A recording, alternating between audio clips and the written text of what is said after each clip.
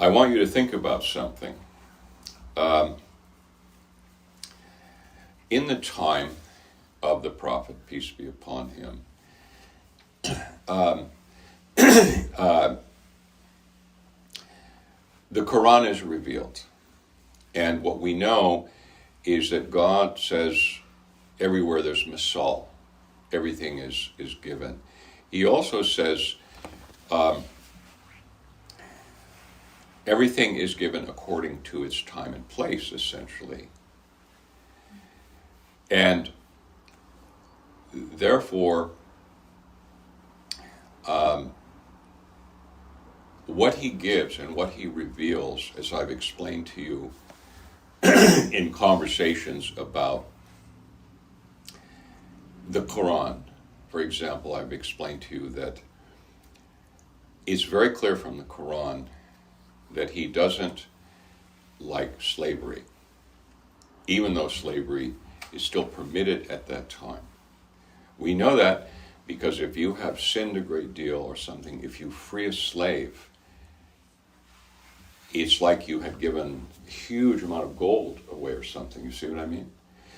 So in this sense of it, I want you to think about what was known at that time, because when he says, Huwal awalu wal akhiru wal zahiru wal batin, he is the first and the last. He is the outer and the inner, okay? Or actually the manifest and the hidden in this case. So, in terms of quantity, during those times when the revelation came to Muhammad sallallahu alaihi wasallam, he said, I will give a Quran in Arabic.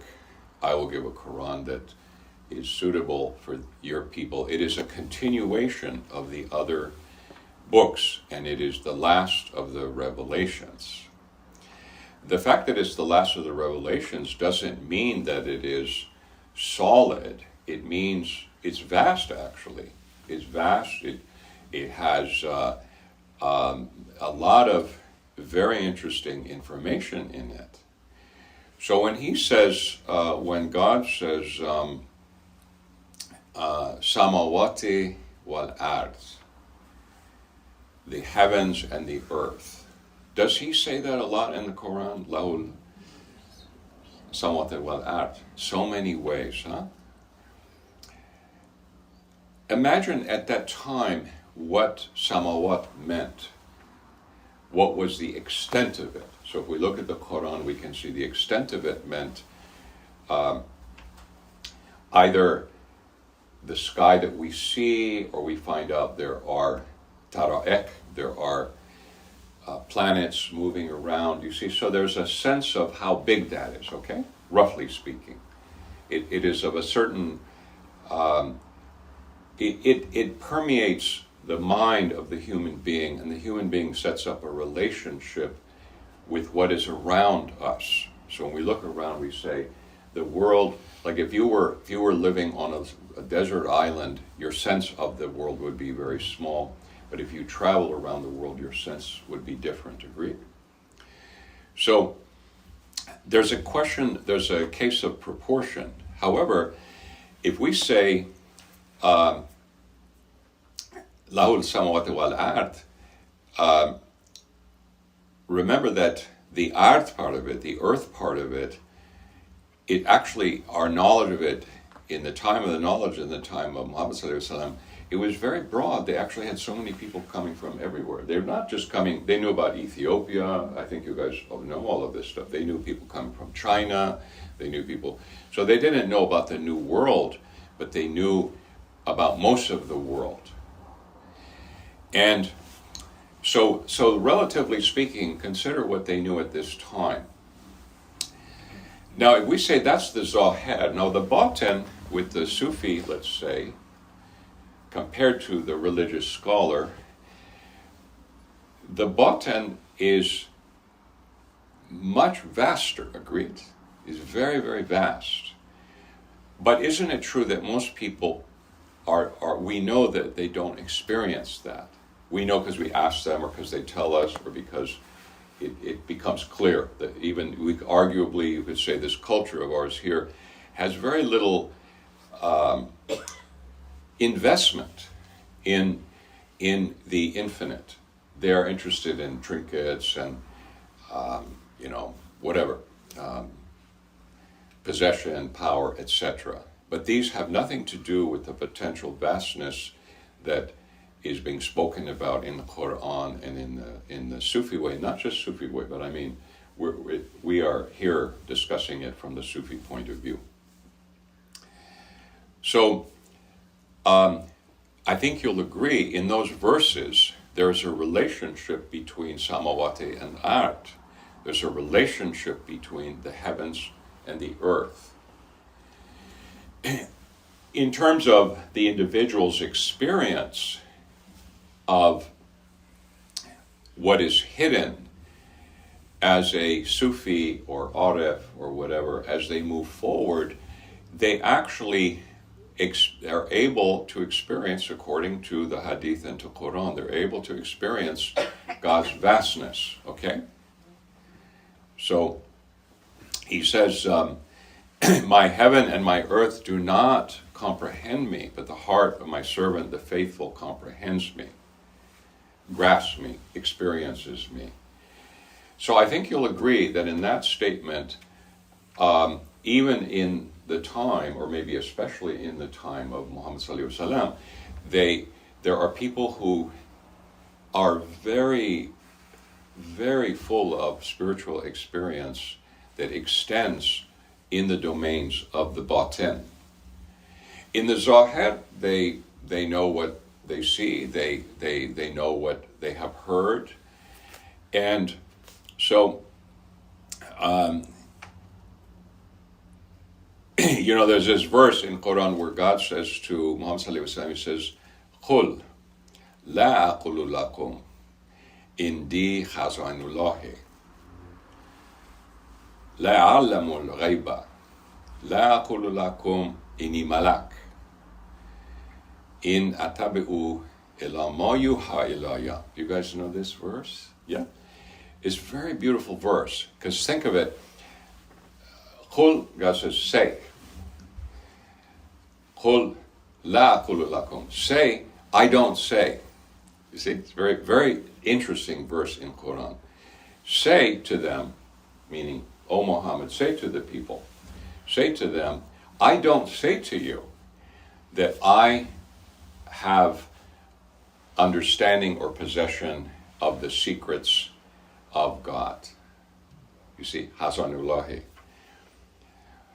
Wa la a'lamu al-ghayba. And I have no knowledge of the unseen. I don't say to you that I'm an angel. The punchline is I only follow that which has been revealed to me. Okay? This very important verse, you should know. This is in Imran, I think. This is in Imran. Qul la aqulu lakum indi hazanullahi la a'lamu al-ghayba la aqulu lakum inni malak in atabi'u ila ma yuha ilayya. Very important verse, because you have to ask yourself, why is God in many places asking for Muhammad to vouch for this? What is the purpose of it? And one purpose, of course, is that he does not want people to worship Muhammad the way, say, the Egyptians worship the Pharaoh. You see? So that's one reason. But another reason is for you and me. He's saying, tell them that I've given you essentially the entire universe of the batin, but I have not given you the entire universe of the zahir. You see, because that's what he's basically saying. I've given you for yourself. He doesn't say the Hazan Allah. Hazan Allah is the treasure houses which would be revealed over time. But what he did give to Muhammad sallallahu alaihi wasallam was a heart that could encompass the vastness. Agreed? This is the bushra. This is the great good news. Because in our times, I want you to think about how big the samawat is. How big actually. I'm not saying we know everything at this time, but I want you to ponder for a minute. When I was a young man, and actually maybe late teens, I forget when it happened, and the first time they went up to the moon and they could see the earth, it changed everything, because now you could see the earth, what it looks like, the art. You are somewhere else and you are looking at the earth. The next thing that happens is they keep developing more powerful and powerful telescopes. And what we see is beyond comprehension. What we see is that we cannot be even as much as a piece of dust. I mean, our planet I'm talking about, not our individual nature, our planet. Do you see what I'm trying to say? Is that you have a different sense of samawat. And you can't help it. Those people who were raised in the last 30 years, they would already have been taught, they would already be seeing pictures. They're not even taught, they don't even speak yet, but they see it on TV or elsewhere, they see a picture of the earth.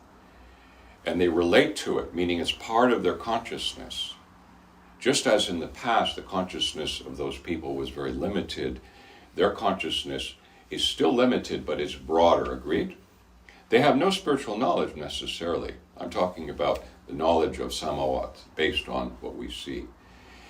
All I'm trying to say to you is, as time goes on, in truth, the samawat and the ard are the same, meaning they have the same potential vastness. In other words, the batin and the zahir, but the zahir was more hidden and the batin was also hidden, except to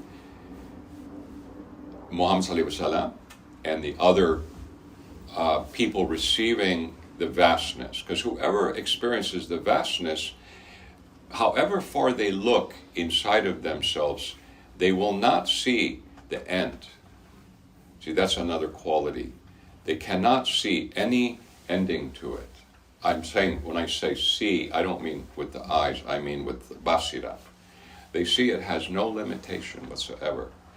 And that accords with the hadith, doesn't it? My earth and my heaven do not contain me.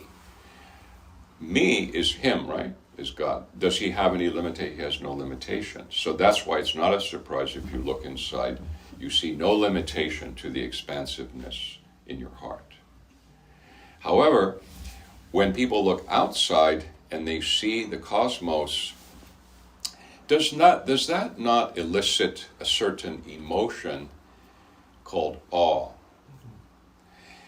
Second point, does that not elicit awe even in an atheist? So the commonality is awe, is they are surprised, they are astonished, they are lifted, they are expanded, because he is showing the zahir used to be batin, you could say.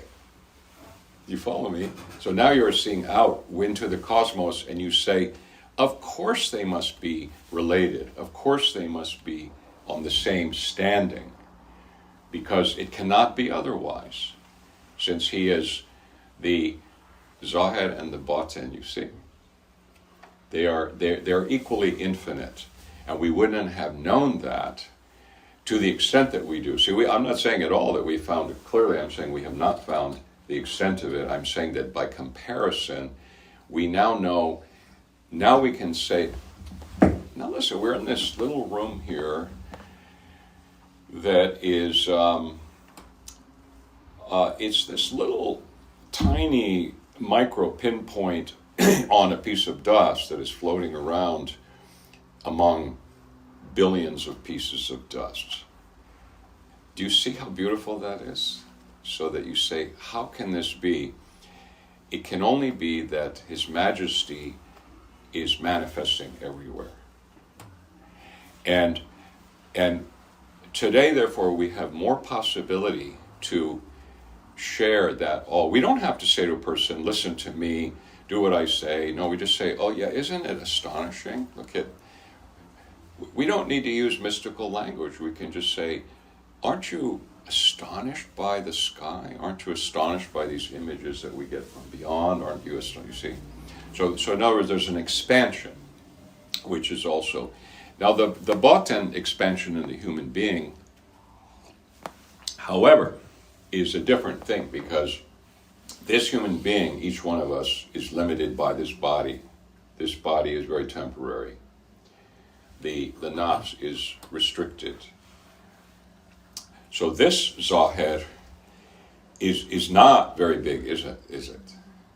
However, the Bhaten is a channel to the infinite, as Rumi says. So this has no relationship to infinity. It will perish. But the heart is related to the infinite. So again, coming back to the theme of don't worry about little things. Well, let me tell you, the earth is a very little thing, and your particular place in it is a very little thing. Your feelings about it are a very little thing. Wouldn't it be better to get into what is really the right thing? Let all your worries and all your difficulties become very little things to you. And let His Majesty, let that vastness become very deep and very big for you.